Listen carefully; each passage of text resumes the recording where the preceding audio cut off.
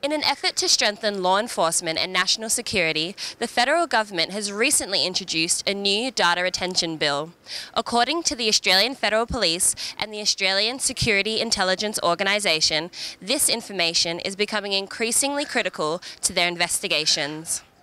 The new bill would require telecommunication service providers such as iiNet, Telstra or Vodafone to retain the metadata from their customers for 2 years. In this case specifically, the government have said that they'll be collecting, for example, when you make a phone call, what numbers it comes from and to, the location that the phone call was made from. In terms of other internet-based data, they're collecting things like the billing address and the IP address of a person accessing a particular website. They're collecting the times and dates when those things happen, so that kind of thing. So information, meta means about, so it's information about the information you're looking at. In terms of security agencies, usually they can get most of what they need from that content. So, for example, if you're looking at a website, the title of the website or the URL that you're looking at, the date that you looked at it, that kind of thing can tell you a lot more than what's actually on the website. And in any case, if they have the address of what you're looking at, then they can look at it themselves and see what was on there. If you look at the powers that these give the government versus what they take away, ordinary citizens will be affected, but in the main, the people who do want to do bad things will be able to get around them easily as well. So with current technologies, it's easy to circumvent these type of measures and stay untraceable. So that means the only people who will be subjected to this retention will be ordinary citizens. We took to the streets to find out what the people of Perth think about this kind of data retention law.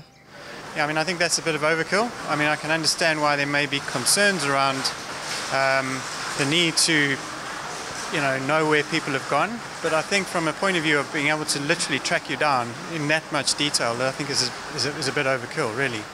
The government should have a lot of responsibility to keep Australia safe, and if they need to know information about the people that live here, then that's absolutely fine, as long as they're not actually encroaching on their private conversations. I think that's absolutely fine. Look, I think it's probably someone looking over your shoulder too much, but on the same token, if you're not aware of that and you're silly enough to go and do things that you shouldn't be doing, you got to pay the price, don't you? I think I don't feel safe in my own home, I want to have my own privacy. It's part of living in a society, and you've got to have these checks and balances, and if this is what needs to be done, then that's fine. As long as it isn't including, your browsing data, I think that might be a little bit of an overstep, but I don't think it would be a problem.